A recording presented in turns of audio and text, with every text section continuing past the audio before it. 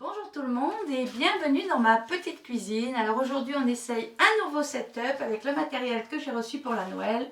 Vous me direz des commentaires.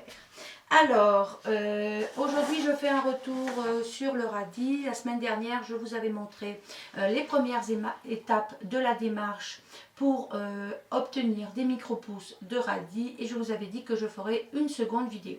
Donc au bout de 3 jours d'arrosage tous les matins, j'ai sorti mes pousses de l'obscurité et des différents poids que j'avais mis dessus. Donc comme je vous avais expliqué, je mets toujours une surface par-dessus, puis je mets un bois et ensuite je vais aller mettre différents poids. Alors je reçois beaucoup de messages qui me demandent pourquoi je mets des poids et pourquoi ne pas tout simplement les laisser pousser comme ils en ont envie. Donc en fait je vous ai fait une petite expérience pour vous montrer vraiment la différence parce que je trouve que les images parlent.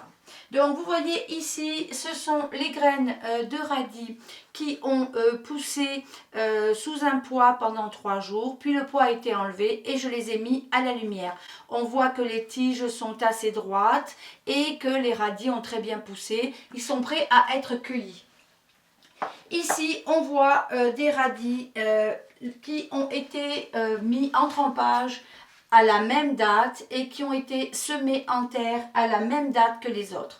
On voit vraiment la différence. Donc les radis ont poussé un peu n'importe comment et on peut voir qu'il y a des stades différents. Certains sont beaucoup plus petits tandis que d'autres sont beaucoup plus gros.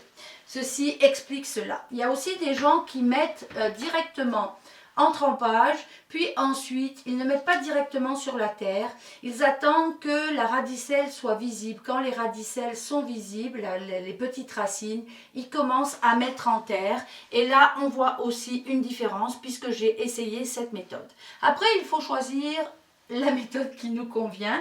Alors c'est sûr que moi j'ai opté pour cette méthode parce qu'elle me donne des rendements qui sont intéressants avec des plantes et des tiges qui sont assez fortes et qui vont lever droite tout en même temps.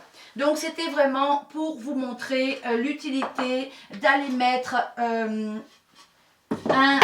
un poids sur le dessus. Alors comme je l'avais cité, il y a certaines personnes qui mettent du papier, comme j'ai vu dans certains livres, ou certaines personnes qui mettent des tissus. Il y a aussi des gens qui mettent comme un dôme, mais qui est un peu plus haut, donc on ne parle pas, c'est plus pour l'humidité, c'est pas vraiment pour privilégier en premier le développement du système racinaire.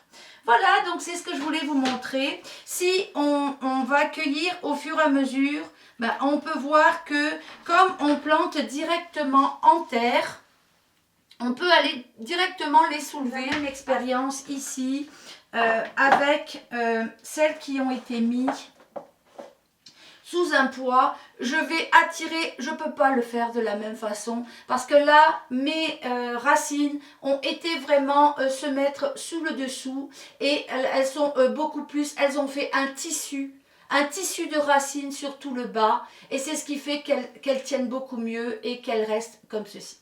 Voilà, sur ce, je vous souhaite un joyeux temps des fêtes et je vous dis merci de me soutenir et de m'envoyer tous ces beaux commentaires. À la prochaine fois, au revoir.